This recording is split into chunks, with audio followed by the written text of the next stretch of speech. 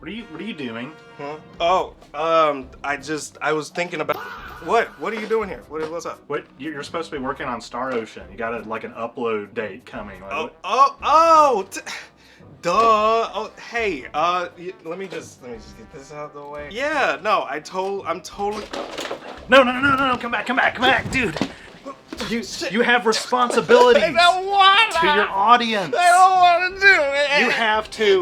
Hi everyone, this is Kenzie. Crazy that this game is called The Last Hope because this is probably the last Star Ocean game that anyone actually wanted. A game that is chronically standard while hopelessly trying in vain to correct the sins of the previous game in the series. Star Ocean 4 is gonna have a hell of a time today. In general, JRPGs had a hard time transitioning to the brand new HD generation of the PS3 and Xbox 360, where this game was first released, by the way. This was somewhat true for games like Persona and Kingdom Hearts, which opted to go the handheld route with games like Persona 3 Portable and Kingdom Hearts 358 Days Over 2 or Birth by Sleep, or just released HD remasters of PS2 games on the HD consoles instead. Not to say there weren't JRPGs in the PS360 era, there was Tales of Vesperia, Blue Dragon, Infinite Undiscovery, which was also made by What the fuck? And all of them, besides Infinite Undiscovery, sold pretty well for the time based on this GameFAQs post that says this. I tried to fact check, but you know how it is looking up old shit. Not to mention that this game is getting smacked upside the head as well due to being the one that gave birth to this series having the doll aesthetic, where all the characters' models look weird as fuck and the animations leave a lot to be desired. But we'll address all this shit later, we got a lot to go over. Just like with Star Ocean 3, I'll be playing the most recent re-release of this game on the PS5, which is a 4K HD remaster that allows even a PS4 player to adjust PC level graphic settings. I do have the Steam version as well, but to my knowledge there is really no huge difference and the game is good to go on either version. Regardless of all this shit though, this is now the only Star Ocean 4 video that you'll ever need. I'll give you your correct opinion, don't worry. Also, you might need a snack because I don't know if I'm gonna go over an hour again, but if I do, you're gonna sit down and love it, right? I knew you would, cute ass bitch.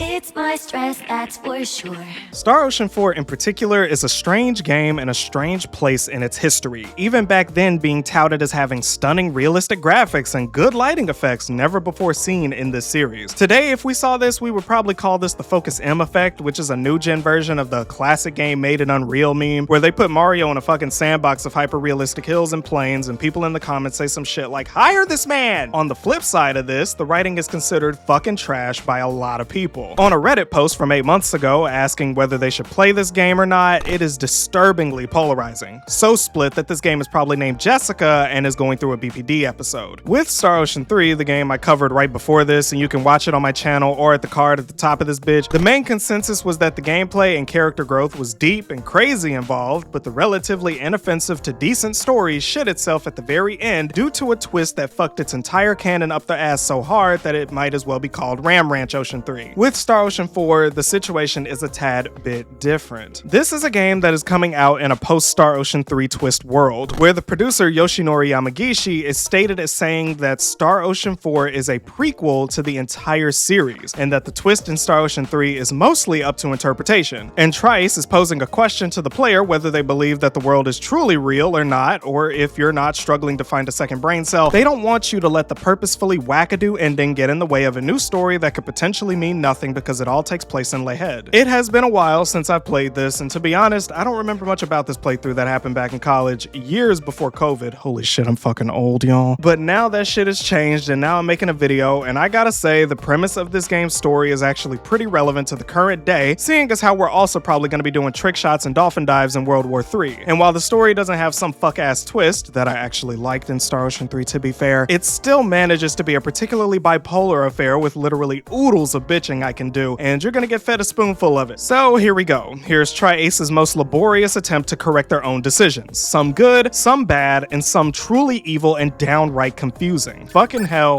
let's get it.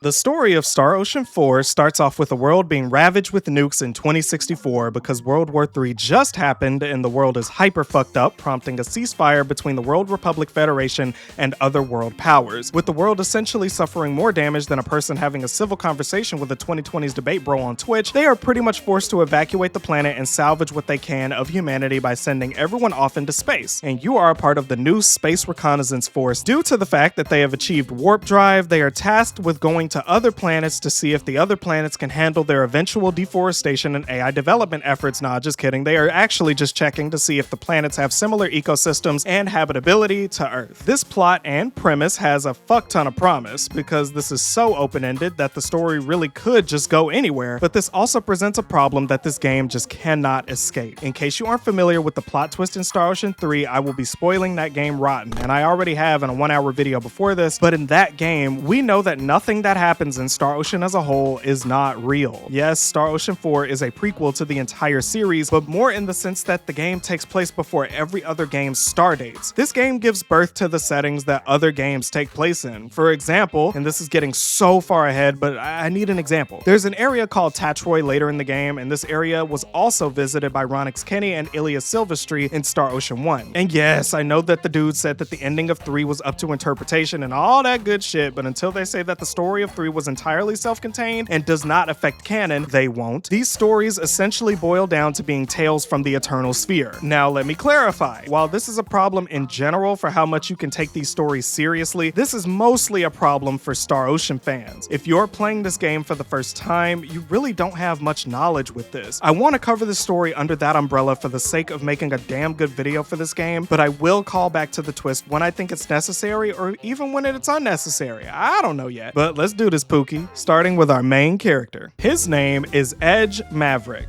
Edge Maverick. He is the captain of the SRF 003 Calnus, and he, alongside other crews, are tasked with finding planets. Ew, what the fuck? Okay, fuck the story for a minute. Let's talk about this. Star Ocean 4, for a lack of a better phrase, is ugly as fuck, character-wise anyway. This game gives birth to the series' now infamous doll eye aesthetic. The games from this point have basically no expression in anyone's faces, and the animations are pretty similar to Sonic 06's bobblehead looking ass animations. It's fucking weird looking and wholly unappealing, whereas its competitors like Kingdom Hearts, Final Fantasy, and even its closest rival in my opinion, Tales of, only seem to get better looking with age. Star Ocean has continued to try this doll looking shit with its characters and it never seemed to get it right, to the point where Balan Wonderworld's character designs seem more inspired by comparison. Expect some roasts as we go forward because yes, it really is that deep. And yes, I know that it's mostly intentional that they have big old eyes, but in this type of graphical style, it just ain't working. Back to the goings on though, Edge is the one who was narrating the intro cutscene, and we learn from this little exchange with his friend and subordinate Raimi Sayonji that he is not super fond of the powers that be, and he is having a tad bit of a hard time dealing with the fact that he is one of the first people to explore space in an attempt to restore humanity to its former glory, and this comes off as him not taking this very seriously. Boom! Combat tutorial. That was fucking fast. Holy shit, can I talk about combat this early? Thank goodness, because one thing that I want to stress about Star Ocean 4 is that this game made some of the biggest changes to its combat. And while more traditional JRPG players may like the changes, Star Ocean fans will either welcome these changes with open arms, mourn the loss of the deep and masterful battle system of the third game, or a little mix of both. For me, let's just go over it and you can decide where it lands. The battle system keeps its real-time structure, but the biggest difference in my opinion is the fact that your standard combo is just one button now, and the standard combo is actually usable in this game for substantial damage output. In Star Ocean 3, the standard combo was split in two parts, and they were essentially foundations that led to different types of combat scenarios. That game heavily incentivized you using your weak and strong attacks in tandem with the ranges to perform different actions, like launching your opponent with Fate by doing a heavy attack from long range. In Star Ocean 4, you just hold a direction and he performs the launch attack instead. Now, since they've gotten rid of the heavy attack button, they replaced it with a dodge button. And this is probably the most interesting mechanic because this button is also attached to two of the major mechanics they've added to this game to freshen up this game's fugly ass face: Rush Mode and Blindside. Blindside is by far the most important addition early game, but let's cover Rush Mode first since that mechanic is the one that is the less original of the two. Rush Mode is essentially Super Saiyan for a short duration that allows you to move faster, take no knockback, and crit more often. But honestly, the only thing that this mode is good for, in my opinion, is the Rush combo, which is when you basically use a bunch of special arts in a row without risk of getting interrupted. Now, I know you JRPG niggas peep the fact that this shit looks like a limit break from Final Fantasy or a Mystic Art from Tales of,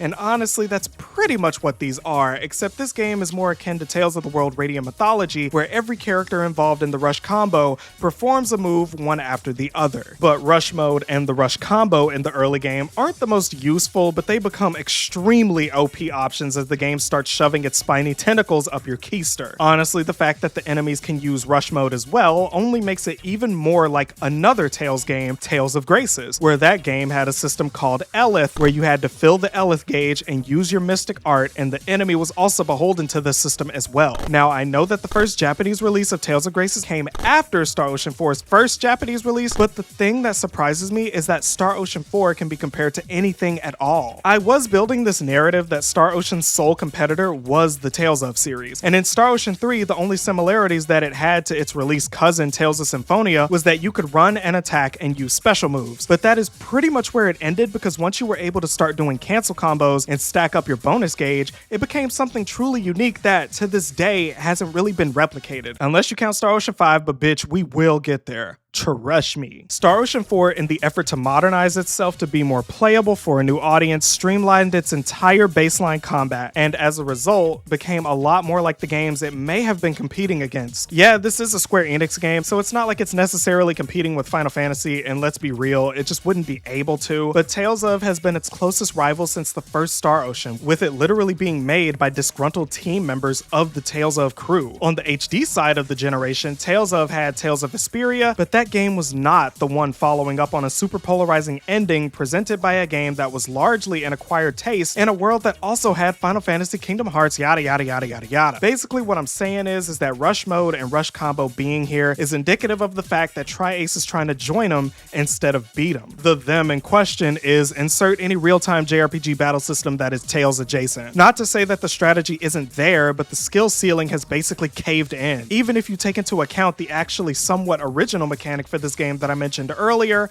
Blindside. Blindside is directly attached to the dodge button. If you hold the dodge button down, you get into a charge stance that is like your charging key, but if you are targeted by an enemy, you can dodge to the left or right of them and you will trigger a blindside that will confuse them and you can hit them for free for a duration. Here's the thing about this mechanic though. When you pull it off successfully, you get guaranteed crits. No asterisk, no terms of service, no EULA, no bullshit. Now I really want to confirm that this particular mechanic is completely original to Star Ocean 4, but let me be honest and say that there is no goddamn way that I can Google other JRPGs that have a blindside mechanic like Star Ocean 4 and get a plethora of answers, but I tried it anyway and I found one Reddit post, and all of the examples are from things that are not from the era of Star Ocean 4, and it seems really like they're low-key confusing blindside with perfect dodge. Perfect dodge is when you time your dodge with the attack that is coming at you, and then you get whatever effect the game gives you. Typically, this is like bullet time or a chance to counter or something. It depends on the game. Blindside does not need to be timed in this way either. Rather, you just wait for them to get to the proper distance in front of you, and then you can trigger it. Very low risk and insane reward, and even with enemies that can counterattack you, odds are that you can just correct your positioning and do it again and again and again. Yeah, you can study and learn the attack patterns of enemies to not get counterattacked as much, but brute forcing is pretty valid here, especially in the early game. Also, since you don't need to hold the attack buttons to do your specials anymore, the specials have been given their own buttons. And the cool part that I think they actually cooked with was making canceling easier to do in general. Star Ocean 3 was a game that you could genuinely practice and get better at, because not every cancel is created equal and not every skill cancels in the same way. Now you just hit the special button after a previous special and it's considered a cancel. And you can stack 3 specials on one button at a later point and you can still get the cancel bonuses from the last game. So they genuinely did make it easier to see big damn. I'm not saying a game has to be harder to learn to be more fun, because if the depth is still there, then that is a net positive. But in my opinion, Star Ocean 3's cancels had a fentanyl level dopamine rush from getting them right that the cancels here just really can't achieve due to being easier. On the bright side, or should I say blind side, the skills you have access to at the beginning of the game are miles more cool than they were in Star Ocean 3 at the beginning. From the jump, you have a multi-slash move that juggles the opponent on some great ether shit, and while I didn't play as many characters in the last game due to their power levels being so different from each other at different points in the game, I made an effort to play all of the characters even a little bit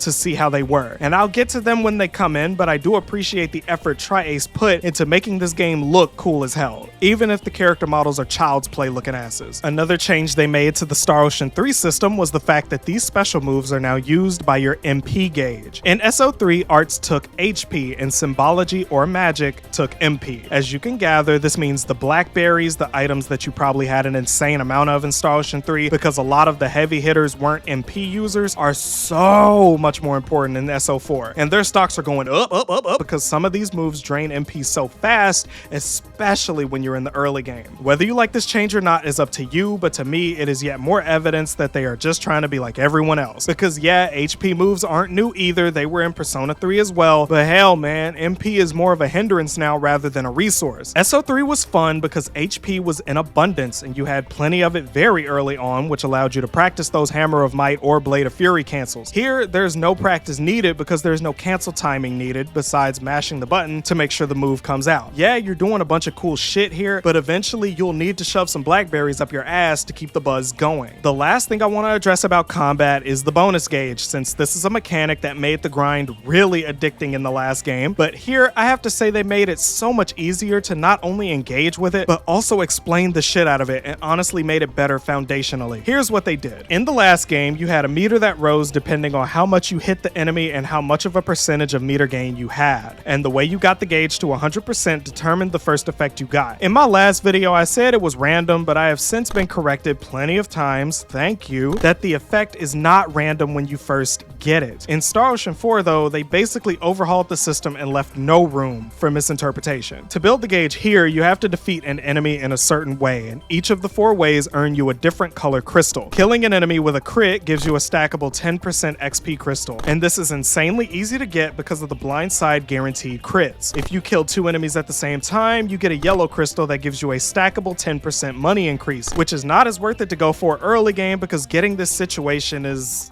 well, situational. With your weaker power level and your teammates can fuck this up by stealing your kills. But who cares, you can get money in other ways. If you kill an enemy with only skill or magic damage, you get a 1% HP and MP restore. And this is more possible than the money increase crystal, but your team can also fuck this up for you by damaging it with something that isn't your own shit. It has to be your last hit and it has to be only skills. And later on, you can blindside with skills and get free crits that way and double up on crystals. But that depends on the skill you're using at the time, and let me tell you, some of these skills aren't as good in blindside as others. The last crystal is green, and this is achieved by getting an ambush to trigger, which is basically having 2 enemies very close to each other before you get into battle with one or the other. The good thing is that you don't get the crystal after the battle, but during the second battle triggering, which allows you to plan where that crystal goes on the board. And planning out your crystals is somewhat important because if you stack up the same colors with each other, you get hit with a crit and they break your shit, you only lose half of the same colors if they are stacked.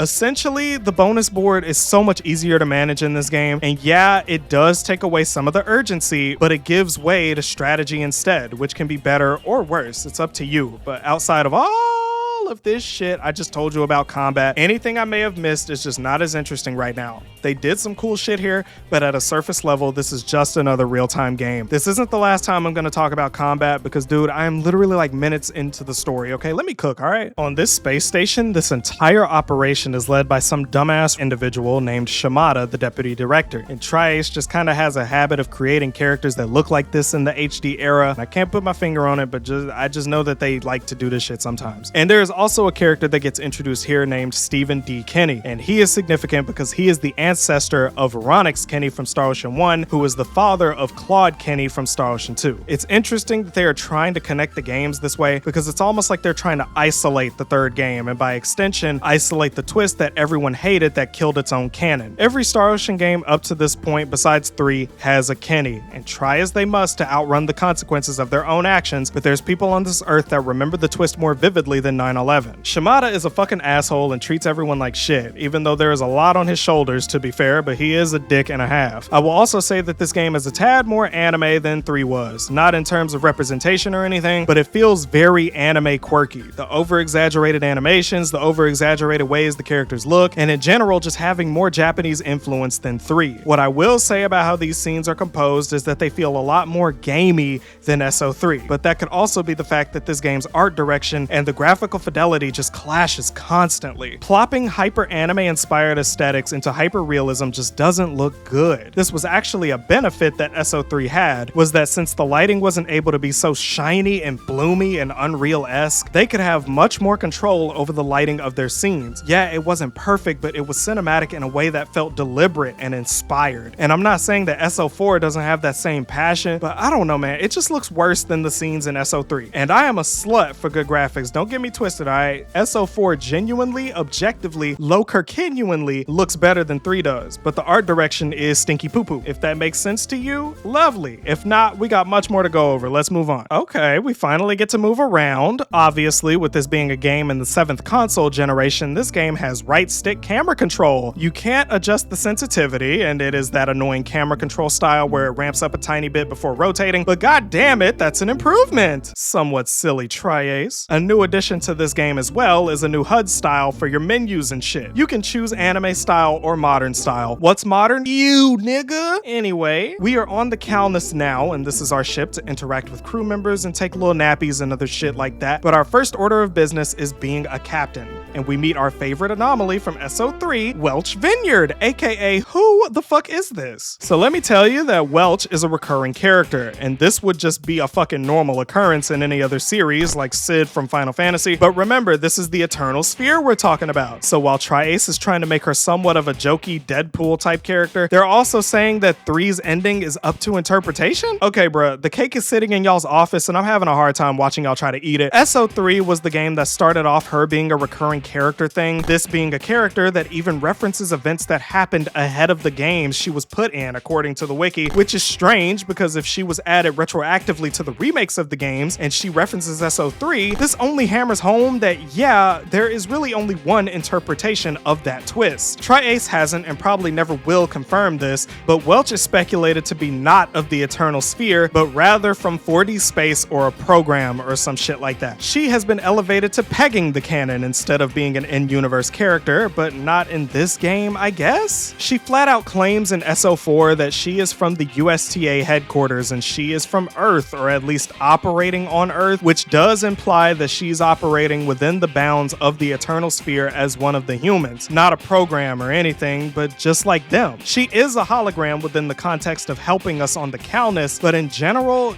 yeah, there's nothing particularly special about how she's here in the first place. She's just some girl that is helping us at the USTA. And it says in the annals of the collection that no one has ever met her before. The concept of not explaining anything about Welch but not covering it with stuff that actually makes sense. So NASA is just hiring quirky bitches without meeting them. Man, get your ass. It breaks my brain, but whatever. Just like in SO3, she is over the item creation mechanic. I'll get to that a bit later because now we can't use it, but let's skip ahead a bit because the story from here is pretty goddamn simple. Edge is a new captain and he needs to buck up and get a grip because there's a lot riding on him and people are counting on him. He's also feeling a bit down because his Aniki Crow is ahead of him and got promoted, and you know how that goes. But moving on further, we have to find a planet that can sustain human life, and the first planet we scout out and crash land on is Eos, our first overworld to explore and where the game really begins proper. And let me tell you something, at least Tri-Ace waited this long before showing off the weird ass shit they did for some reason that I'm sure at least one person in the office was like, silly Tri-Ace. The first thing you may notice about your movement options is that you have a sprint button. Now, think of a sprint in any game ever, right? How does it work? You press the button and start running faster? You hold it even? Here's how it works in Star Ocean 4 for the entirety of the Bomba Clock game.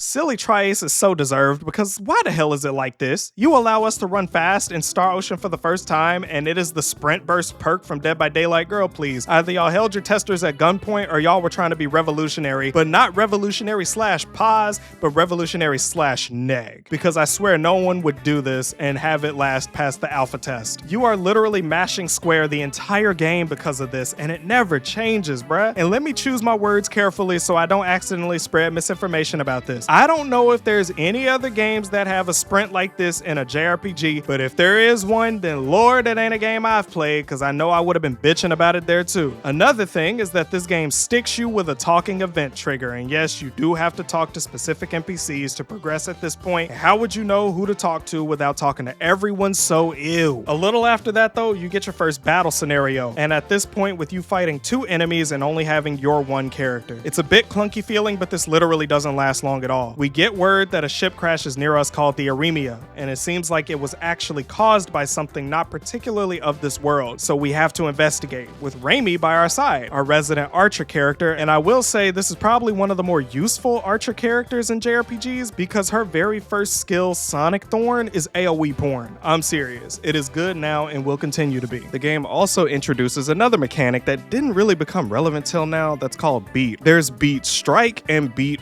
burst. Beat burst is more defensive in nature and increases your defense and survival based stats, and beat strike increases your damage stats. Now here's the thing, beat burst increases your critical hit chance during rush mode, a temporary mode in a game with guaranteed crits that you can trigger essentially at will. Yeah, nah, I think this is a missed opportunity to advertise it over beat strike. Beat strike increases damage to blindsided enemies, the enemies that will be getting smacked with crits basically the entire time anyway, because you'll always be blindsiding enemies early game. Beat burst is better for your teammates since they don't really blindside at all, but they do constantly use rush mode. So by technicality, beat strike is good for your player character and beat burst is good for your AI companions. Let me be abundantly clear though, I know how good rush mode ends up being if you level up beat burst, but for this run I put everyone on strike so that when I use them later, I could already have their early blindside benefits, but beat burst, seeing as how it increases health when it's equipped, we'll most likely be using it later because there is certainly a reason to want more defensive capability, and that is the final bosses. Let's get to one of them actually. After exploring and mashing my square button like I'm from fucking Hoppers, we get to the crash site of the Aremia and all of the crew is basically dead due to what they say is a meteor fragment that caused this. This sucks, but we meet a character named FaZe that is an alien guy that is also a spacefarer that is allied with us, but we ain't getting away scot-free because this big ol' aquatic tentacled Fujoshi wet dream attacks. FaZe is the starting mage of the group, but the one that is more about the typical symbols like earth, wind, and ice. I know I could have said fire, but anything I can do to make your day worse, I'll take it. This boss introduces a strange thing, which is getting to be typical for Tri-Ace throughout this game, I'm noticing. You'll have to hit its plating on its back to then allow you to do good amounts of damage, and they don't tell you how much damage you're actually doing for these end area bosses,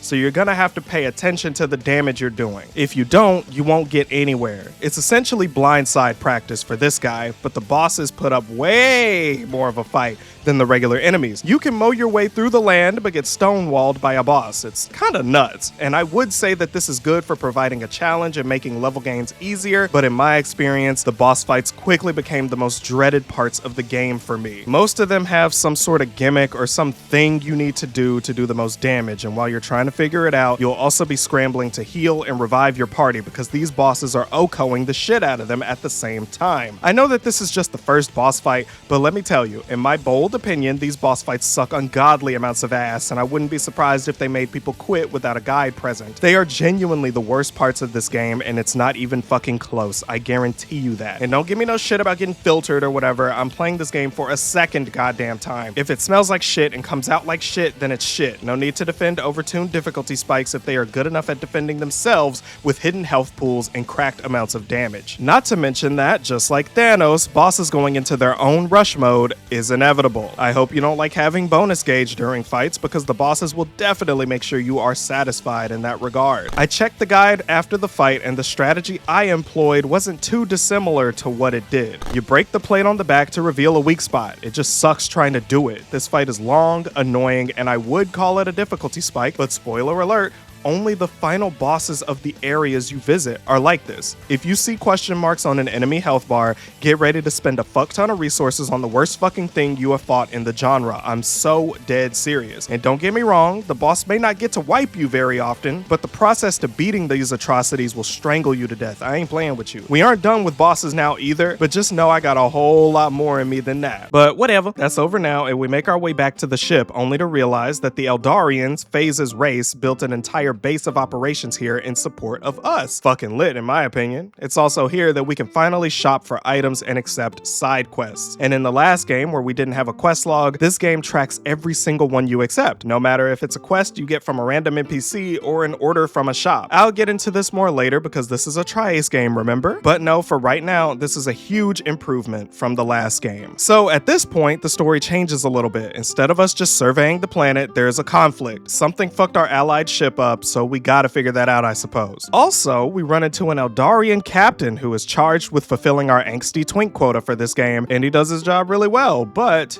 we'll get there later. Man, I've been saying that a lot, but you bet your ass I will keep up with all this shit. The game really does expand its asshole later when it starts showing it. We get back to the ship and speak to our commander, and we have to set off for another planet. But first, we get a monster jewel from FaZe, which allows you to imbue a jewel with a monster that you fought enough to raise your knowledge on it. I'ma keep it real, I'm sure there's some busted ass jewels you can get or something, but I'm not gonna be using these very often. Also, Welch screeches and overperforms as we're getting used to. I'm gonna have to delay my entire thoughts on how this game drowns you in anime tropes and cringe character interactions because it gets so much worse later. But trust me, hold my fucking hand, bitch, we will get there. But for now, on to the next planet, Lemurus. Or Lemurus, On the way there, we can now get to personal actions proper. Thank God I was waiting for this. Personal actions are something that you should be all too familiar with if you've played this series before, but let me just assume you've played Star Ocean 3 and keep it pushing. In the last game, you had personal actions all over the place, and this was fine since you really didn't need them at all, but they usually resulted in little funny cutscenes for you to interact with and affect your relationship with characters. Did this matter too much in the grand scheme of things? Nah, but it was nice at least. In SO4, they have been heavily streamlined. Most of the personal actions that you will be engaging with will happen on your ship between warps or on the ship at times that you are less likely to be there. You'll know that you have triggered a personal action if you talk to a character and the camera shifts to a different angle and locks you into dialogue. When this is happening, it's very likely that there will be multiples of these in a row, and it's kind of tedious having to crawl the ship like Alien to get to the characters to see if they'll trigger another one, but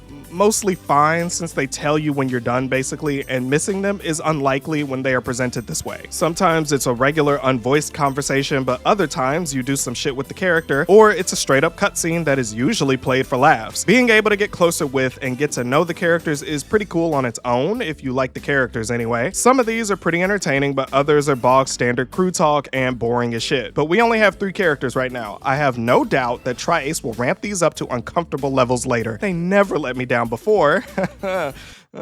Also with these 3 characters, you can do some item crafting, and it's somewhat different from the last game, but honestly, I think they dropped the ball low-key. You don't spend money to craft anymore, but you spend 1 skill point per brainstorm session clock revolution, which lasts 6 seconds. I don't know if it's actually called that, but that makes the most sense to me. And let me be clear, there are 2 types of skill points in this game, individual and party skill points. And you spend party skill points in item creation, just so you know. You put certain characters together and the chances of inventing different things change depending on their crafting stats, which are the same as they were in SO3, but the system here is so neutered, I can't help but feel like it's missing the charm. In SO3, this system had a lore, in-universe reasons to exist, even though all that shit was fake, and was more grounded in its foundation. Once you invented an item, you just had the item and all you did was spend money to get it. Here, item creation is just a thing you do because it was there before, and clearly we are technically more advanced in this game. Why the hell would you have to synthesize anything if you were just making shit up, then getting materials for it to then make it if the item itself is already visualized and tangible? Would it have been too much to have a replicator in the same ship that can generate holograms and can warp travel? In SO3, Fate had a replicator on his escape pod, but this entire ship thought that wasn't necessary? This is where the streamlining of the game works against itself. How do we just decide on materials we've never seen that come from planets we have not discovered yet? I'm sure there's some weird answer I haven't thought of, but in the pursuit of making this system easier, it's just more boring to interact with because the actual payoff is so delayed compared to SO3. Seeing your money dwindle as you hope you can make the last orichalcum was a tense yet good feeling, and you didn't have to craft the orichalcum either, you got it right away. Compared to this game, where once you craft the item, that's just it. Welch does a little action and you get the item. Sometimes you get multiples of the same item, but you can't put the items in stores or hire specialized inventors to help you because in this game, it doesn't work that way. The recipe you come up with is solely based on your stats and the characters that are matched up. Your party is your stock of inventors, and honestly, the system isn't bad, but it's just traditional. It gives nothing, girly. And let's be so real, the game is obsessed with making these materials harder to get if you aren't hard spelunking the area. So if you're casually playing this game, you should be surprised if you get enough materials for any of these recipes, and they will likely be underpowered because of some shit you found anyway. If any other game had a system like this,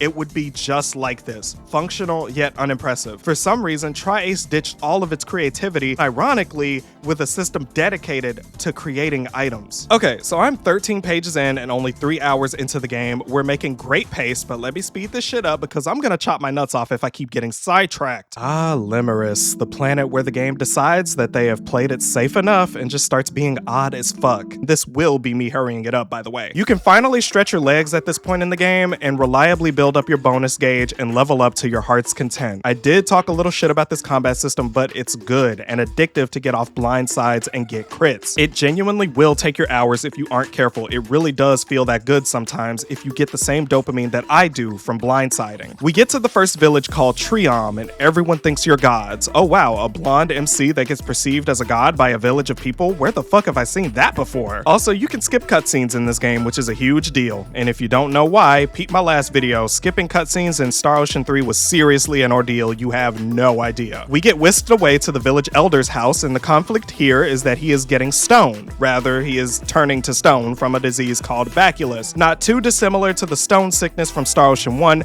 but this is actually worse because they only have one way to get a cure, and they need a symbologist that can do the healing symbol in a temple down the street. Enter Limmel, the resident little girl character that immediately warms up to us and completely hates FaZe. I don't know why exactly at this point. Maybe because he's an Eldarian. Racism is taught after all, because Gimdo looks a little bit like he'd be a fan of segregation. She gives us nicknames to denote how cool she thinks we are. Edgy for Edge, Ray Ray for Raimi, and FaZe just gets FaZe because she doesn't like him, remember? Guess how old she is. She's 2 ketchup packets tall and talks strictly like a baby.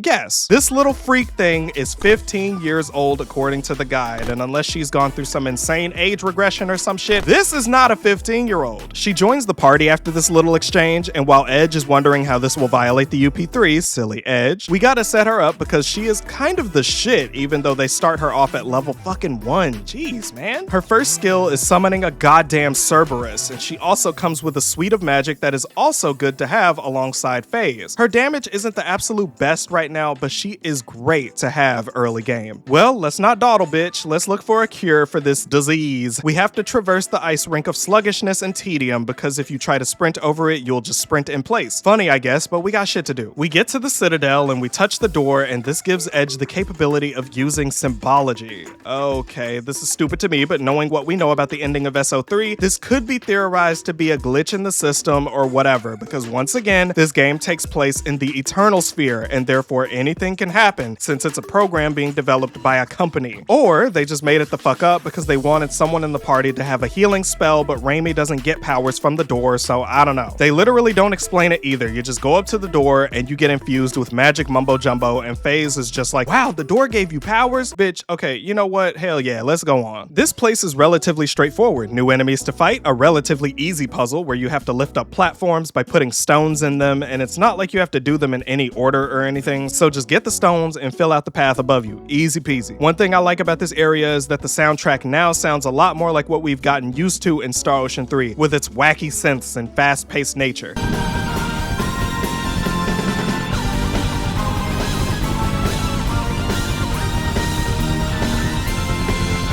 Motoi Sakuraba does it again, baby. I was getting worried with a lot of the music we were hearing lately because it seemed a tad more generic and in line with what Tales of would provide. But nah, this is still Star Ocean. And also, let me be clear, when I say generic, I'm not saying that the music itself sounds generic. I'm saying that other RPGs do the same kind of music that we've been hearing at the beginning of this game.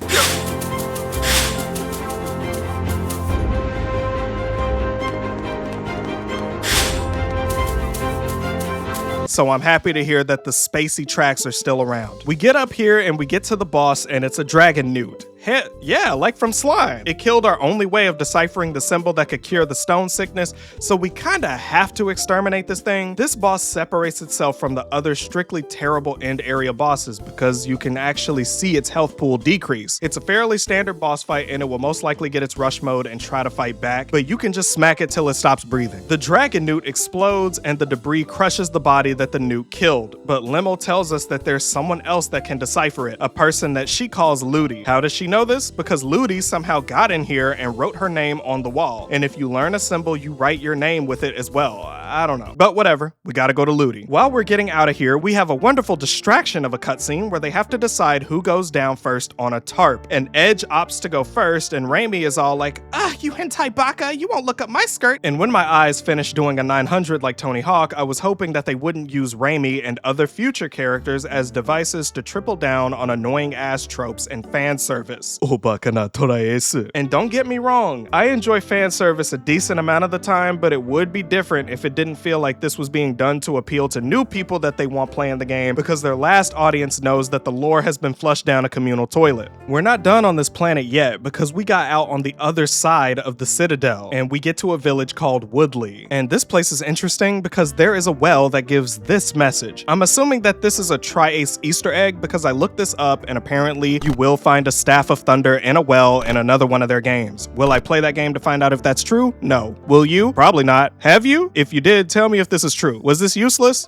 Maybe. Moving on. We go to Ludi and she explains to us that in order to cure this particular case of Boculus, we have to find the source of it. And she gives us a symbol stone that can be used to inscribe the symbol and heal the village elder. The village elder informs us of another celestial ship that came before we did, and nothing was wrong until they arrived. They are theorized to have brought all of these monsters and shit to Limerus, so we need to go there if we're gonna find out anything. The celestial ship itself is nothing to write home about. It's just another dungeon, but the boss itself is essentially introducing the main nut tug of this entire story. This crystal-looking thing is a Grigori, their name for an entity that is similar to an invasive species, just appearing and spreading all kinds of bad juju and forcing evolution on the species around them. And they even manifest as otherworldly beings when you have to fight them. We try to use the stone with the crystal, but it dissipates within it, and this prompts the big bitch to manifest and give us our next boss fight. Now, if the first end of area boss didn't make you want to quit, then this will be exactly where you decide whether you want to deal with this shit anymore or not. This boss fight is atrocious. Thing is, this gimmick shit is only cool if the gimmick is smart and somewhat intuitive to figure out. Let's take a game where gimmick bosses are somewhat easy to fight, Demon Souls. Phalanx is a boss that you can't immediately fight directly, but you need to shed off its soldiers in order to reveal the fucker being covered by them. It's not a hard boss fight at all, but the way to do substantial damage is clear upon entry and you have ample time to figure it out. This game was considered one of the hardest games you could play in its heyday, by the way. Barakiel just has a water resistance that can actually heal him and a weakness to fire. And yes, you just got a character that deals good fire damage, but the damage that Barakiel can do in return is actually disgusting. That is the main issue with all of these damn bosses. They are by default gonna be receiving tens of damage from you until you find the weakness. And that's if you aren't getting hit with straight 500s in the boss's rush mode that it already triggered 3 times because its rush mode gains are Fent levels of high. Like I said before, the problem isn't necessarily that it'll end your game before you can fight back because you have ways to heal and keep yourself alive most times, but it will drag you through the ringer without even noticing that you're in its fucking hand if you aren't careful. Now, blind sides do have the capability of doing good damage because crits ignore a good amount of defense, especially with Edge because his damage is pretty good in general when you aren't fighting a brick fucking wall. So when I wasn't using Raimi, I was using him. Also, Barakiel can fucking freeze you, then follow that up with a one-shot attack since if you're frozen, you should shatter right after, right? It only makes sense. And the icing on the cake is that the boss, even if you do reach some kind of flow state, is overly long as hell. It's like they purposefully keep you there longer than you should be so that the boss has a chance to do all of its OP shit so that it can kill one of your party members so that they cannot get XP. It is engineered to be a pain in the ass, and this is assuming that it isn't fucking killing your party for free. We get through that dog shit boss with everyone alive, and I get a handful of XP that I could get from a few minutes of grinding pissy baby enemies with a full bonus gauge. Lovely. Killing the Grigori turns all of the monsters that it spawned to stone and basically wipes them from existence. Of course, this also means that we didn't cure the disease, so naturally, Limmel in her young age of 15 is gonna have to cope with the fact that her grandpappy is going bye-bye as well, because the Baculus victims turned into monsters, and this basically implies that he basically went apeshit and started attacking attacking people. Good thing that we killed the Grigori, but Lemel is now an orphan, so we take her with us. On to our next thing that we have to fucking do, the Cardianon mothership. But first, on the ship, and I didn't know this, but apparently they didn't even know what the planet was called until Lemel told them on the ship after they're leaving. I don't know, I just kind of assumed that they knew. But yeah, what are the Cardianon?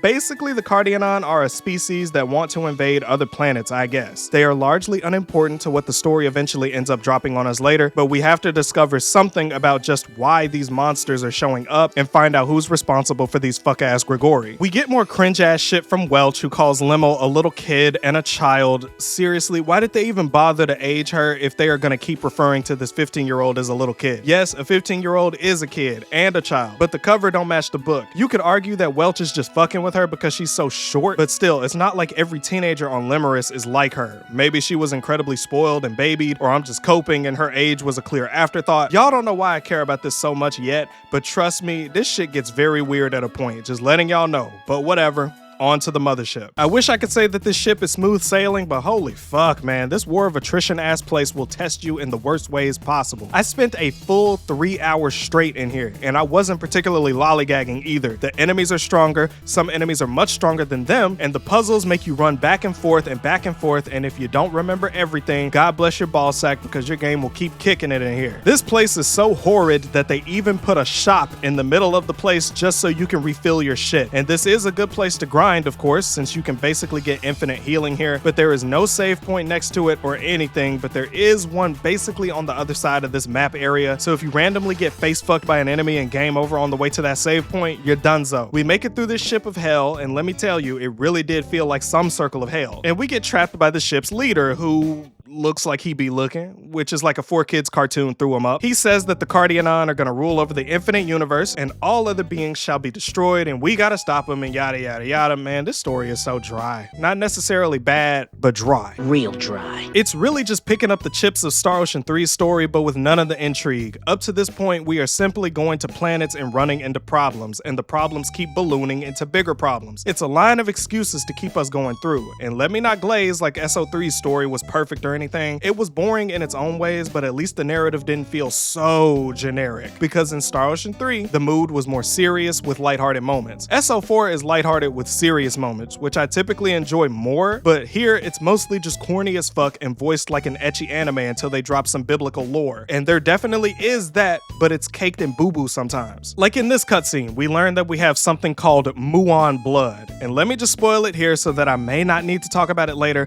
but the Mua are a race of people that we have descended from. Bruh, I'm telling you, this shit really doesn't matter in the grand scheme of things, because this is just a recycled plot point from Star Ocean 3, but it's used in a way more neutered story.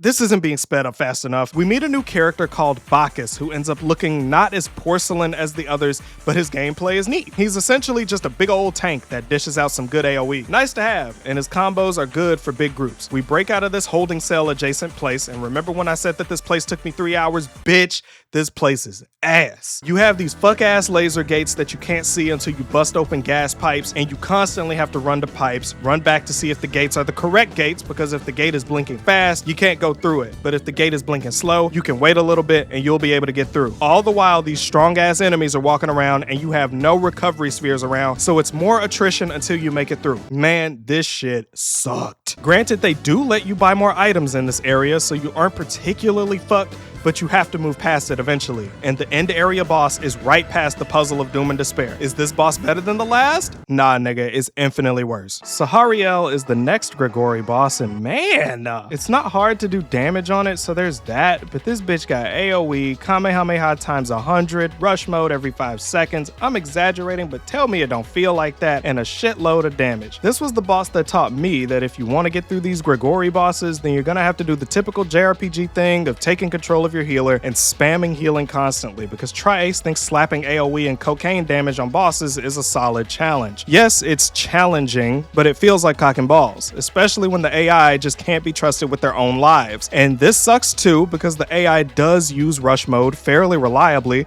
I just wish they could trigger the rush combo. At least the boss can't do that. Instead, the boss will just spam their Exodia tier moves over and over. That's fair. No, totally fair. Weak points in this game are simply not implemented well, because the spot on the boss is covered by his animations half the time, so if he just doesn't stop fucking moving, you can't hit him properly. And the guide actually recommends triggering the boss's rush mode so that he can use moves that reveal his weak spot. Yeah, bruh, someone is dying in this fight. There's no getting around it. It's once again a pain in the ass. And the guide seems like they are more instructing you on how to beat a super shitty boss that knows it's shitty rather than having a concrete strategy. The strategy in the book is not the strategy that will work every single time. The outcome of every Grigori boss is up to interpretation, basically. Just like the Star Ocean 3 ending, right? After the fight, Bacchus keeps trying to convince us to let him die since he suffered some injuries, but we carry his big ass to the entrance and we all get out scot-free, and the Cardionon mothership disappears in thin air. Edge is going on about what if there were no Grigori and the Cardionon could have been saved, but everyone is reassuring him that this will not happen again with the Grigori gone, and we are finally able to get on the ship and now are able to get into some other bullshit. We have some downtime again and we catch Welch reading piles of yaoi. Base? And we invent some more shit that we'll never be able to create because the materials that we need are so far out of our reach that it's literally not worth doing. Shooting holds more value. I needed this. The view is amazing. I can almost see the goddamn... I took this time to go back to Eos since I had finally gotten enough shit to complete some quests there, 17 hours into the goddamn game, and we have our next destination, Bacchus' homeworld, EN2. And with another travel segment comes more personal actions, and wow, they got a few doozies here. Before this, the fan service wasn't that crazy, really. It was just Raimi being all like, don't look up my skirt, Bacca, and that's whatever. But in this part, Edge wanders in the room while Raimi is taking a shower, and it really does seem like they just like to use her for this particular joke a lot. It is a very classic anime thing, and it's not like it's out of place, but considering that this series is on its dying breath, it really comes off desperate, like I said earlier, especially when you pay Welch a visit. And let's just break it down. First off, what the fuck is this animation? Second, this whole thing is Welch setting them up to get scared by Lemmel, but then they try the same thing on FaZe and they end up accidentally kissing. Yeah, this is weird as fuck to me. If they didn't bother to age her, it would have been weird as fuck, and the fact that they aged this clearly little ass girl as 15 gives me red flags. FaZe is 18, and once again, it's not really the age gap or whatever, it's the fact that Welch is laying it on thicker than Megan Thee Stallion. Yeah, she's joking, I guess, but man, Triace, calm the fuck down. She literally referred to her as a little girl and other things that mean little girl. A kiss is innocent enough, but god damn, I don't think I'm completely in the wrong for thinking that this is so strange coming from Triace. We didn't ever see Nell in the fucking shower, now did we? And I know what some people might think, but don't think of me as some kind of prude, okay? I talk about dick every 5 seconds and I say whatever I want. Fat, okay? But this is still weird as fuck. Now to add to this, so I feel like I'm not going fucking crazy, there was a moment in Star Ocean 2nd Evolution where there was a character named Rachel who was a bit too invested in the potential sex lives of Claude and Rena, similar to what Welch is doing here. Oh, found a new man, did you? Please, let's not do this. Well, you're in luck. Why are they in love? I've got a lovely vacant room just for the two of you. Stop it! Oh, nothing but the best for my niece on God, her special please! night. But there's a few core differences that I think separate the two. One, these aren't visually toddlers, and in 2nd Evolution specifically, Reyna is 18 and Claude is 19. Yeah, she was 17 in 2nd Story and in the new remake according to the wiki, but I'm talking about 2nd Evolution since that's the one I made a video on. Is Rachel pushy and being weird? Yes, but she's talking to 2 adults. I have nothing to say about that. 2, Lemmel looking only a few degrees separated from Fetus while being 15 is seriously weird as hell to me. You can give me any justification for it that you want, but my issue isn't just that it's weird, because I know there's no real world implications for this, and I'm sure this may not reflect anything of the development team, but I do question the intention behind having FaZe kiss Lemmel. I don't know, it just smells like shit to me. In context, it's an accident and a joke at their expense, but like I said, it just feels like it's here out of a need for some kind of desperate shipping fan service above all else. But I ain't the fan that's into this, just to be clear. And we also get some Bacchus love too when he starts getting his Robocock hard over Welch saying master and basically going through pervert tropes largely found in Japanese anime and shit. Bruh, okay, let me just say something. This game is literally exactly what people think Xenoblade Chronicles 2 is sometimes. All I'm saying is play Xenoblade Chronicles 2 if you haven't already or have given up on it, because if your reasoning for dropping it is anything close to this, then man, you gotta go back. You are missing out. And for the record, yes, this scene is funny, but not because of Welch, but because of Bacchus being a largely serious character that has his funny moments. Yeah, he pulls it off well, especially since his voice acting is pretty nice. Love you, big brother. What were people thinking back then?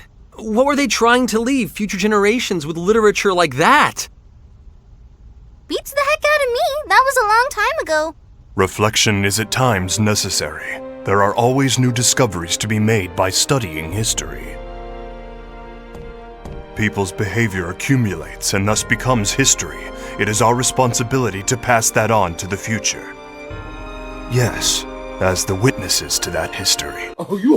Nothing else really to say about this section. They are just pulling out all the stops to make people stay with desperate fan service, and Limmel, in all her 15 years of life, still saying shit like she want to take nappy time with me. Girl, get away from me, grow up. This is literally how people sound to me when they say shit like me coloring while my boyfriend does his big boy job. Okay, moving on, goddammit. On our way to N2, we get sucked up in a black hole, but not just any black hole. This black hole transports us to Earth, but it's an Earth that is noticeably unfucked by World War III. If you can't tell by now, we just traveled back in time. And Edge finds out in a Chime magazine that he finds in a gas station, confirms that this is 3 years after they perfected the fuck the world bomb in 1954. So we are supposedly in 1957 or 150 years in the past. I would question what the fuck this is even about, but remember, we are in the eternal sphere. So anything that happens that can't really be explained immediately or can be explained as crazy phenomena can easily be theorized as the eternal sphere having a bit of an oopsie, or the eternal sphere existing period since they don't want to acknowledge it. Whatever. So we're on Earth in the past with no hope of getting back. But oh wait,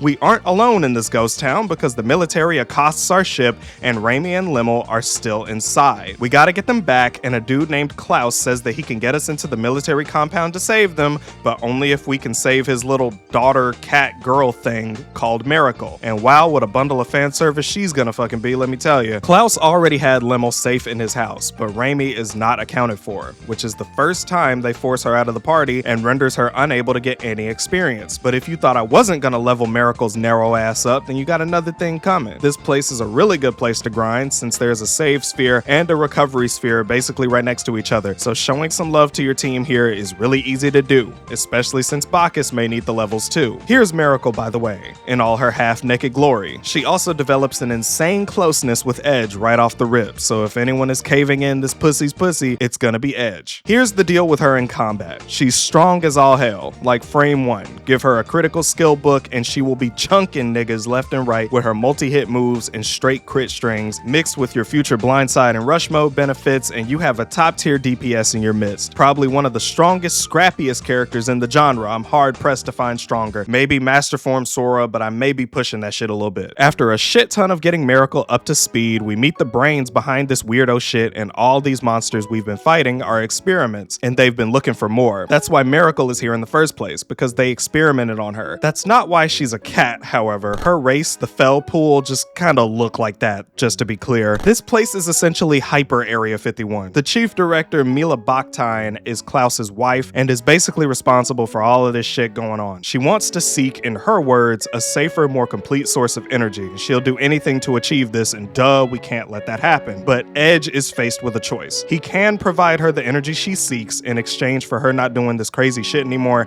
and saving this version of Earth, and we can trust her, clearly. So we give it to her. Ha! She tricked us, and we're gonna die here. Actually, nah, we live those. We save Raimi from the room they captured her in. Raimi, no, I didn't mean to. Edge, you perv! It is even funnier. Third Time. We get trapped, but then we get free, and Mila triggers basically a worldwide catastrophe bomb because she can't control this energy, and we leave and the world gets fucking owned. So Edge basically buttfucks this alternate version of Earth. He destroyed Earth. This is his version of events anyway. Even though he was lied to, he did destroy an entire planet. This causes him to go actually mental and have one of the best voiced moments in this game. You get it? It's all gone forever. My bad judgment pushed those people over the edge. The Earth was annihilated. Every last speck. Everything. Everything! People, children, animals, Fathers, mothers, brothers, all slain. towns and houses and everything! Everything! Everything! Everything! Everything! Everything! Oh yeah, remember how we are literally stuck in time? Well, the energy crystal that we gave Mila, actually there's a crystal of it around Miracle's neck that allows us to warp back to our time. At least it isn't horribly inconsistent like Star Ocean 1's time gate shenanigans, but whatever. Next stop, Planet Memberberries. Planet Roke. On our way to Roic, we get met with a blackish, reddish ship that tries to take us out, but we get bailed out by another Eldarian ship piloted by someone named... we don't know this yet, but he's the twink from earlier and he is really aggressive. Just enough to keep me stiff for this next part of the game, because man, this game really drags you by the scalp around this part. But let's start with some admittedly good fucking food. If you remember, Planet Roic is a location that was in Star Ocean First Departure that you actually go to, and not only that, but the city Tatroy, and there are plenty of callbacks to this as well. One of the most obvious ones, besides this literally being the same fucking place, is the music. The song for the overworld is called Past Days in both games, and the battle music is an orchestral remake of the Star Ocean 1 battle music.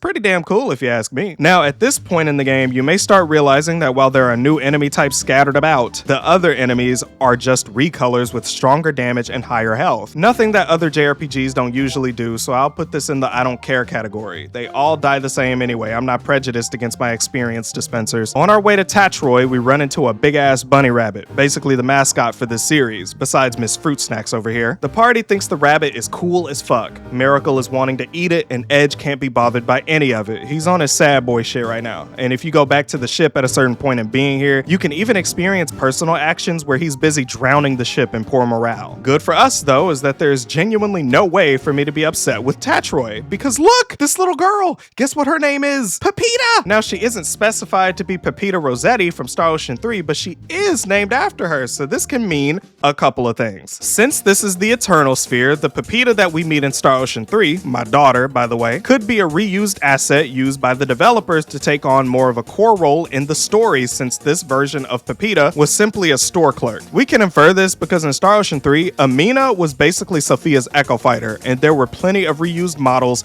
in the city of Gemity that were even in the forms of enemies that you fought in the Eternal Sphere program. Pepita being here definitely implies there's some reuse of Eternal Sphere assets, or it's just a silly Easter egg that don't really mean shit besides them wanting to pander to a group of people like me. And it worked, but I don't have to admit it. Tatroy itself is not that crazy of a place for me to talk about, and honestly, that is a great thing. This place is honestly not bad, and Roic is high-key one of the better planets in the game. Yeah, spamming square to run is annoying as shit in this big-ass area, but this place does not have any shit-tier overloaded bosses. Yes, it has annoying enemies, but this place is more reminiscent of SO3 bosses, where they can kill you just as easily as you can kill them, and I like that. I'm kind of jumping around, but one thing is for sure. You should just play this part out if you're interested in playing the game despite my bitching, because Roic is filled with nostalgia, and it feels good to go through. Also, you eventually get to ride bunnies, and this is basically just riding a chocobo. If I needed to say how bit-bitey this game feels sometimes, this is a big one. It's not like it sucks or anything, but it's funny to think about this game biting at the ankles of all the games it used to try to compete with by being chronically weird. Now it's just weird in ways like, why the fuck would you do this other than trying to be annoying on purpose? Nothing is revolutionary about hiding your boss's health bars. You're just being needlessly obtuse at that point. The actual story at this point of the game is basically surrounding Edge getting his groove back after game ending a planet, and while everyone tries to help, he ain't having it. But on Roic, we get probably one of the craziest plot points so far. Not crazier than SO3, but pretty close, in the sense that it's basically the same concept of Edge, Raimi, and Crow being special at birth for a purpose related to being able to survive the end of the world that afflicted Earth due to the radiation from World War III. Raimi in particular gets sick with some variant of a stone sickness, sickness. Once again, reminiscent of the stone sickness seen in Star Ocean 1, and we can develop a cure, but someone steals the cure from the castle and the king that made it, so we gotta deal with that shit. Raimi also isn't in our party while this is going on, but when we do eventually get back to her in a few business days after beating the thief's ass, she explains that her particular augmentation allows her to live through life-threatening diseases, and this includes this stone sickness. Yes, she will suffer from the effects, but she will not die from it. The medicine did cure her, but it cured her way faster than it normally would have. This is because she was an experiment for a project called Project Hope, and this is also the reason why the game is called The Last Hope. You are the last hope for humanity in a figurative sense, but they were also genuinely the last hope for their planet in a literal sense, so it's a double meaning. Cute, I guess, but why the fuck is Raimi able to take lethal damage in battle at all? You're telling me that she can die to minor cuts and bruises, but a life-threatening disease make her go, nah, I got one more left in me. Man, how is she able to get poisoned, paralyzed, anything like that, and not heal a couple battles later? This would have been cool because then it would have been storytelling, but without particularly spoiling anything. Thing is, they even have crests on them that show themselves when faced with peril, and we see this several times throughout the game with Edge, so yeah, it's literally retreading the special experiment babies from Star Ocean 3. And yeah, I know this is a prequel, but I'm convinced that this is meant to rewrite the plot point while trying to ground it in some kind of reality,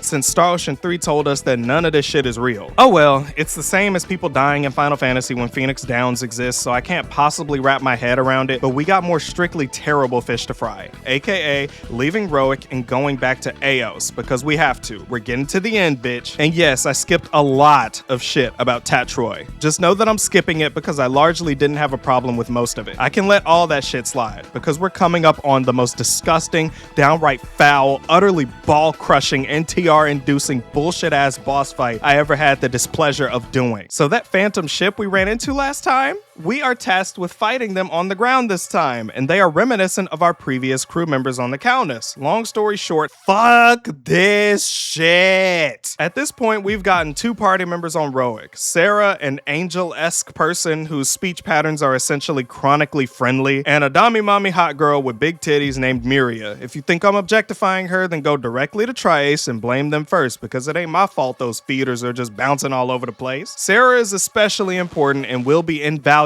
because she is the main healer of the group and will now be the reason why you live or die. Sometimes JRPGs get so hard due to the healer not being on their P's and Q's, so what do? You take control of them, pick up the staff, and become the white mage. At this point of the game, the bosses will kill you exponentially faster, and this boss fight is no different. If you depend on the AI healing you properly, you're gonna have a terrible time because this phase has an 8-phase gauntlet of long-range, heavy damage beaters that will poke you down to your knees. Individually, they aren't hard to fight, and it's likely that towards the beginning, you won't struggle as much, but as the fight goes, the phantoms will spawn in with phantom leaders, and they buff the phantoms on spawn as they take tens of damage instead of the tens of thousands that is normal at this point in the game. Getting 7 fights deep and getting lower and lower on resources, especially fresh sage, which can revive your party members, is grueling when your healer falls to a random barrage of backshot bullets and none of your team can compensate for the loss. I had a fuck ton of fresh sage too, and this fight brought that number straight the fuck down. It is dreadful if you don't take control of the healer and spam your heart out. I'm serious. Healing in advance is so valid because in the time it takes to cast the heal, they can 100 to 0 your damage dealers before you can say come sock. It really happens that fast sometimes. The leaders are also packing heat too, so they aren't just buffers. So if you don't hunt them down, then consider your chances goodbye. How can you tell who the leader is? Well, he has a funny hat. Man, fuck this boss fight. It's pure crap. This game is obsessed with putting you through trials and tribulations akin to crucifixion. I genuinely wanted to find the nearest chair and get to kicking it like the Disney movie while hanging from an actively spinning ceiling fan. I eventually did it though, because I ain't no bitch, and it was about under an hour of attempting it. And if you look this up, people get hard stuck on this. I promise you this game ain't for the weak, bro. MP is also scarce as fuck, by the way, because since blackberries are insanely valuable in this game, yeah, your damage dealers are gonna be hurting for the things, and they don't come around often because there isn't a store on this planet anymore. So if you neglected to get them, then you're also fucked in that way too. And I'm just gonna say this for the record, I didn't write this down, but it is really weird to me that they decide to make everybody use very scarce MP in the game where you can combo up to 6 skills after each other. You're not even limited by your fury gauge in this game. This would have been the perfect game to have HP instead of MP for the special moves, but whatever, moving on. After this, a couple things happen, like a fight scene where Crow and the Twink Reaper fight the Phantoms, and we see that Lemel is incredibly suspicious of FaZe because he's wearing a black garment that he got from Tatroy. And he also did some sus-ass shit on Tatroy after its end area boss. Man, it's a lot to explain, but just know that FaZe is on some other shit at this point. And he leaves the party and the Twink Reaper Arumat replaces him. If you beat the game already, they allow you to keep FaZe, but there's no reason to do this because FaZe has more than outlived his usefulness. And Arumat is fucking godlike as a unit, so I'm happy to have you. We're not quite done on Eos though, because we still got one more place to go. The Mega Insect Warren, that also contains a crock of shit boss at the end. This place requires you to go up and down through staircases and sinkholes. I followed the strategy guide because damn it, at this point I just want to be free. This game is becoming a slog and a half where they're trying to kill me at every turn now. The experience totals are nice as fuck, but in exchange for the grossest boss fights ever conceived is crazy work. The Grigori boss here is Amoros, and it's yet another weak point having, AoE spamming, status inflicting, life-changing affair that actually allows you to walk past the save point next to him if you aren't careful. Wow, Tri-Ace, you can walk in the boss without seeing the save point right next to him first? Aw, you shouldn't have. I killed it, or rather my team killed it while I employed the same boring yet safe strategy I've been doing, which was to take place of the healer and spamming away. Just to be clear, if I had died here, the video would have died here too, and it would have been a Dead by Daylight video. I'm so dead serious. I hate when games do silly shit like putting the save points just out of view so that it punishes you for not paying the utmost attention to all the fucking dark walls everywhere. But I beat it, and that's another Grigori down. After this fight, we see that FaZe essentially sacrifices himself in a space battle with phantom ships where he's losing his race one ship by one ship, and we don't really see anything past that, but just keep it in the back of your head that FaZe did that and he disappears in a flash of light that came from one of those phantom ships. Oh yeah, we're supposed to go to N2, right? Only one significant thing happens here. We need to get to the old sanctuary on this planet space station thing, and while we're gearing up for that, a voice named X reveals the main story that will carry us straight to the end. The missing procedure is our ambiguous godlike entity for this JRPG, but what is it exactly? Well, in total, it's basically a whole lot of purposefully unclear hullabaloo. It's essentially an eldritch abomination that has no beginning or end, but is closest to a black hole, and it is the thing that is sending all of these Grigori to these planets to exterminate them in their current form and reconstruct them into a new form. Basically, the aim of the missing procedure, otherwise known as the unknown will, is to forcibly evolve the universe into one unchanging whole that cannot feel, think, or act on its own. If this smells familiar, then you'd be onto something, because this is basically the exact same moment from Star Ocean 3 where everyone in the moon base is learning about the fight against 4D space and the extermination of their universe, right down to the party being in front of some technical shit and hearing it all in one fell swoop. Except this is not nearly as interesting as Star Ocean 3 for reasons I'll get to later, but for right now, we can potentially put a stop to this thing. But first things first, we have to go to the old sanctuary to meet its harbinger, Kobakiel, who attacked us first during this cutscene, so we gotta go. Kobakiel serves the same purpose of the Proclaimer from Star Ocean 3, which basically was the entity that spoke for Luther, the head developer of the Eternal Sphere that was spreading these virus-like entities called Executioners to wipe out all life in that Eternal Sphere due to them evolving past the point of being a threat to 4D space. The Grigori are basically Executioners, but they've been here the entire time and we just so happen to run into them. But since we are supposed to pretend 4D space was just some kind of accident that Tri-Ace was feeling a little kooky about, this largely has less scope than Star Ocean 3 did. We were fighting our literal creator in that game after gaining sentience as programmed beings. Here, we're just going against an otherworldly enemy that we wouldn't have known about if we didn't follow the game's happy trail of events. An enemy that can't really be explained, it just exists and is causing problems. At least 4D space had an explanation. I don't blame anyone for thinking it's bullshit, but it had a reason to exist at least. Man, I'll get to this later because that ain't even the twist of this game. Kobakiel is a boss that is not hard really, but tedious as fuck to fight. You have to destroy its little guys that surround it before it can deal good damage to his main body. Arumat is great at this because he is an AoE merchant, so after a while, he goes down with minimal problems. Minimal. I didn't say there weren't any. Okay, so Kobakiel is down and there's one thing left to do. Beating the shit out of the missing procedure or whatever. And to do this, we need to go to the last area of the game,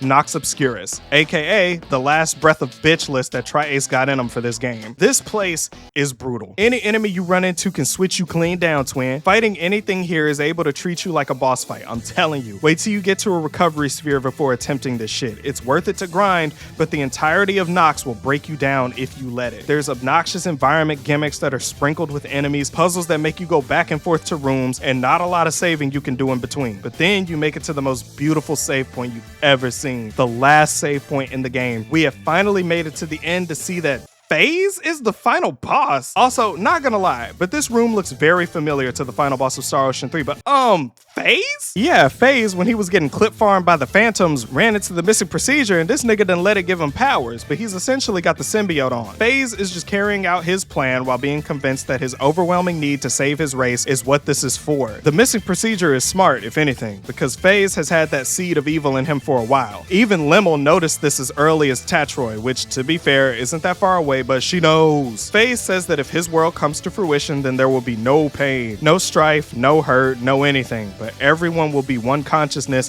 where nothing can go wrong. Basically no different from any sympathetic villain being like, I'm gonna save the world by shoving a bad dragon up its ass. Yeah, we gotta put him down. Not like he was that useful anyway. This part of the fight with what is called the Apostle of Creation is genuinely more of the same shitty boss design that plagues this game. High health, higher damage, and highest bullshit. It's genuinely AoE slop at this point. Imagine fighting a required boss fight in Tales of where every single move is a mystic art. Like, bro, this shit is garbage. Having to pussyfoot around as the healer in every big fight is not fun at all. I don't care who you are. And yes, I know there are people out there that broke the game over their knees and will be under this video in the comments telling me this, but genuinely, bro, I do not care. This is hideous. Even if you got it down to a science, this science ain't shit. Here's the kicker. You get through this shit, and without recovery or anything, you have to go through a gauntlet of previous Grigori bosses with higher health and damage before you get to the real final boss. Wow, that is awesome. What are you even talking about? And yes, you can avoid these boss fights, but look at this shit. There's no map, and the roads are nondescript, with them not even materializing until you're right on top of that part of the road. The strategy guide says that you can avoid the fights if you hug the wall on whatever side you need to be on and watch for forks in the road. Bitch, please. This is strictly insane shit. And say you get through this with your life, whatever little life you have,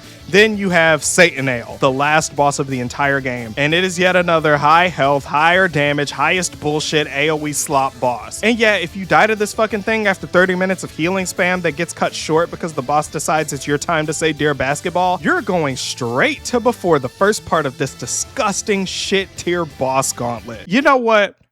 Fuck this. I've did my time already. Look at this! I've done it before. I didn't get filtered, I refuse to waste my time. Here's the conclusion on this game because fuck FaZe, this is my story now. You don't need to know the ending, just know that the missing procedure is just a retread of a significantly more interesting plot point from a weirdly more interesting game. Yes, this game has right stick camera controls, skip cutscene functionality, seriously upgraded special moves, a really fun combat system where every character feels good to play in some way, which for me is rare as fuck in JRPGs because it tends to feel like the MC is the one that is the most interesting or effective to play a lot of the time. Last time I felt this way was in Tales of Grace's F, and this is a good thing. Star Ocean 4 genuinely tries to be the best game in the series, but it just truly can't help but make you hate it in ways that push you away. It's like this game has an avoidant attachment style or some shit. Well, bitch, let me tell you that you will enjoy this game, but my bitching ain't come out of nowhere. This game is bipolar as fuck, bro. It will be some of the most fun you have in this series because genuinely, this series is just so confused at this point, and Star Ocean 4 is like the last one that genuinely just feels good to play most times with no strings attached. Unfortunately though, these are so far some of the worst bosses in gaming, let alone this series. When Final Fantasy VII Remake came out, I thought I wouldn't like the bosses because they had gimmicks similar to this game, but then I realized that gimmicks don't have to be annoying as shit, and sometimes a boss fight being long and wanting to impress you every step of the way is a good thing, like the house fight. There is nothing epic to see with these fights. You just get fucked constantly, even in the easier ones, and that isn't good to me. Maybe you like it that way, but I much prefer grinding being able to stomp bosses as well as enemies. I like getting stronger and having it pay off, like in Star Ocean 3. That game can be hard as fuck too, but if you are strong, you will be strong to everything, not some arbitrary weak spot fuckery. Look, let me address my more hardcore Star Ocean gamers, right? Because I received a comment saying that they couldn't wait for me to rip this game apart, and while I did rip apart certain parts of it, I genuinely didn't hate myself for all of it either. The game just had some deep lows, and most of it was contained in the boss fights and other shit I said up there. Just go back, man. But seriously, Star Ocean 4 is not the one I'd go to with glee ever again for a third goddamn time, but I wouldn't say don't play it. Who knows? Maybe you'll find those ever elusive materials that allow you to pound the game harder than a groupie. Maybe you'll get to Motorboat Muriel when she isn't crying about her dead husband. Maybe you'll knock up that cat girl. Who knows? The night is still fucking young. But that's it for this fuck ass game. Star Ocean 5 is next, but maybe I'll make videos on other games. It will come in due time, but I have other interests, and hell, let me know in the comments if you want to see me talk talk about some games. I don't know. If you fuck with what I'm doing, then I humbly request that you check out my Patreon link below. It's there and it's free to join, and there's even a free video there about this anime that is about silly girls that make YouTube videos if you want to see that. They get clips and early access at $5 though, so if you want to see my videos early, that's what you gotta do. That's another JRPG in the books, but this isn't even close to how bad it can get for this series. Star Ocean 5 represents not only just being a terrible fucking game, but it also represents a version of Tri-Ace that is even more desperate to recapture the accidental magic that Star Ocean 3 seemingly had in droves. What exactly did Star Ocean 5 get wrong? We'll get there soon enough, but for now, stay safe, stay hydrated, and most importantly, stay cute.